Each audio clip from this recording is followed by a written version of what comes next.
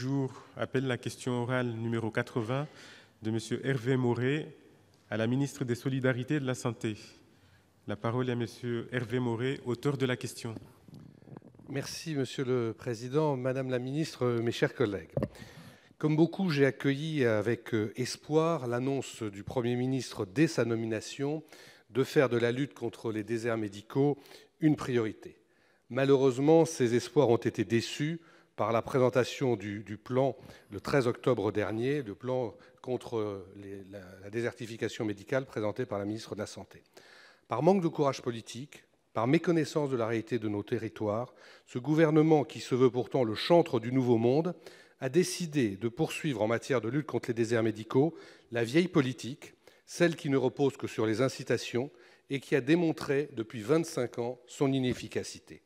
Comment ne pas être déçu de ces choix alors que l'accès aux soins se dégrade d'année en année? Selon une étude récente, 148 cantons ne comptent plus aucun médecin généraliste alors que ce chiffre était de 91 en 2010. Le département de l'Eure, dont je suis élu, compte 1,7 médecin pour 1000 habitants, alors qu'il y en a 7,5 à Paris, soit un rapport de 1 à 4. Il faut en moyenne 18 jours en France pour obtenir un rendez-vous avec un pédiatre, 40 jours avec un gynécologue et 133 jours avec un ophtalmologiste. Et ce ne sont que des moyennes. Il y a dans de très nombreux cas des délais beaucoup plus longs, beaucoup trop longs. Et cette situation conduit, selon un sondage, à ce que 70% des Français renoncent à se faire soigner compte tenu des délais auxquels ils sont confrontés. Face à ce constat, la Commission de l'aménagement du territoire et du développement durable demande la mise en place d'un conventionnement sélectif selon le principe « une installation pour un départ » dans les zones surdotées. Ce système a été mis en place pour d'autres professions de santé, les infirmiers, les sages-femmes, les orthophonistes, les chirurgiens-dentistes, et il a prouvé son efficacité. Aujourd'hui, son extension aux médecins est de plus en plus souhaitée par les associations d'élus, par les parlementaires. Des amendements au PLFSS en ce sens ont été signés par 110 sénateurs la semaine dernière. Je vous le dis solennellement, Madame la Ministre, et je vous donne rendez-vous à l'échéance que vous fixerez 2 ans, 3 ans, 5 ans. Les mesures proposées ne sont pas à la hauteur de la situation et ne régleront rien. Aussi, je vous pose 2 questions. Comptez-vous faire un bilan des mesures qui ont été annoncées? Si oui, à quelle échéance? Et dans l'hypothèse où les craintes que je viens d'exprimer se confirmeraient, envisagez-vous d'entendre nos propositions en matière de régulation de l'installation, mais aussi en matière de formation des futurs médecins, où il y a beaucoup à dire, ou comptez-vous rester dans le déni de réalité jusqu'à ce qu'un drame sanitaire vous oblige à agir enfin? Merci, chers collègues. La parole est à Madame Sophie Cluzel, secrétaire d'État chargée des personnes handicapées. Monsieur le Président, Monsieur le Sénateur, Agnès Buzyn, aux côtés du Premier ministre, a présenté en effet le 13 octobre dernier un plan territorial d'accès aux soins ambitieux et pragmatique. Ce plan s'appuie sur le terrain, sur les remontées des professionnels de santé, des collectivités territoriales et des usagers. Pour remédier aux difficultés que rencontrent nos concitoyens en matière d'accès aux soins, il n'y a pas de réponse miracle, mais un panel de solutions. Ce plan est un vrai changement de paradigme. L'accès aux soins ne repose pas sur l'installation d'un médecin, mais sur l'organisation coordonnée entre tous les professionnels de santé du territoire. Ces solutions doivent être trouvées au niveau local, dans chaque territoire, par les acteurs eux-mêmes. Il faut donc leur donner le maximum de liberté d'organisation.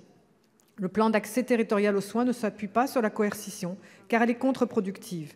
Contre-productive car le conventionnement sélectif que vous proposez s'applique aux professionnels de santé qui sont en surnombre, ce qui est le cas des infirmières par exemple.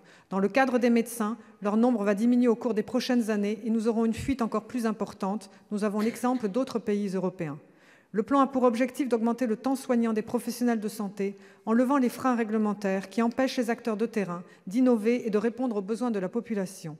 Et surtout, de répondre de manière rapide à la problématique de l'accès aux soins de la population. Ce plan généralisera la téléconsultation, la téléexpertise, en permettant aux professionnels les pratiquants d'être rémunérés et en équipant tous les EHPAD et toutes les zones sous-denses d'ici 2020. Il faut accompagner la mise en place de la télémédecine.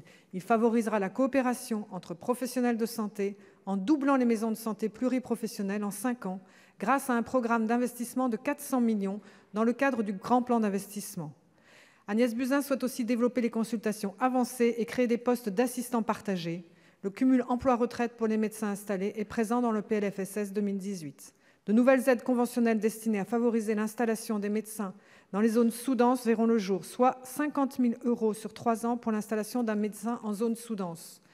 On souhaite également valoriser les contrats conventionnels dans le cadre des zones sous-denses, dont le contrat de solidarité territoriale médecin, visant à inciter à la réalisation de consultations avancées dans les territoires qui en ont le plus besoin.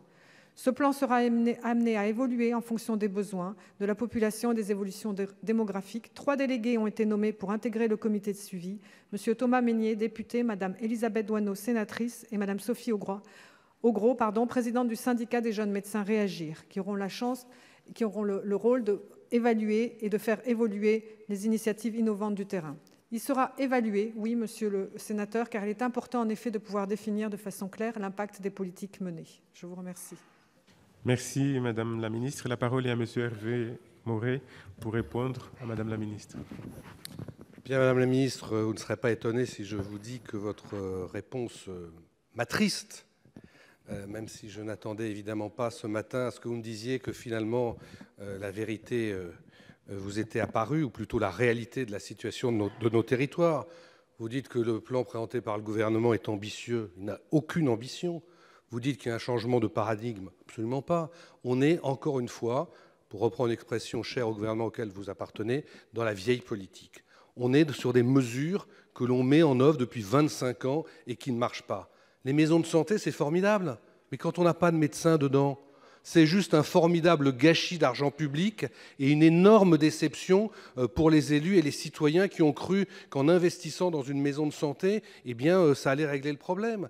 Donc malheureusement, ce que vous proposez, eh bien, c'est quelque chose que l'on a testé en France depuis 25 ans et qui ne marche pas. Et ce que nous proposons, ça n'est pas, comme vous le dites, avec peut-être la volonté de caricaturer un peu les choses, la contrainte, c'est la régulation. Ça n'a rien à voir. Et ça existe aujourd'hui pour la plupart des professionnels de santé, pour ne pas dire tous les professionnels de santé, sauf les médecins, parce qu'aucun gouvernement jusqu'à présent n'a eu le courage d'oser affronter le lobby médical, quitte à ce que ça nuise à l'intérêt général, et quitte à ce que ça nuise à l'accès aux soins de nos concitoyens. Et donc je trouve cela extrêmement regrettable.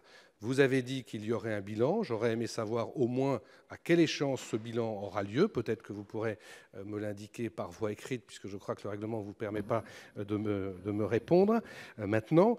Mais vraiment, encore une fois, je voudrais vous dire qu'il faut ouvrir les yeux, il faut aller dans les territoires ruraux, mais aussi de plus en plus des territoires urbains et périurbains, pour voir à quel point l'accès aux soins dans notre pays devient dramatique. Et je le redis, un jour, il y aura dans ce pays un drame sanitaire avéré, parce que quand on attend des mois, parfois des années, pour avoir un rendez-vous avec un spécialiste, eh bien parfois ça ne sert plus à rien d'aller à ce rendez-vous. Merci, chers collègues. L'ordre du jour appelle la question orale numéro 81 de Madame Vivette Lopez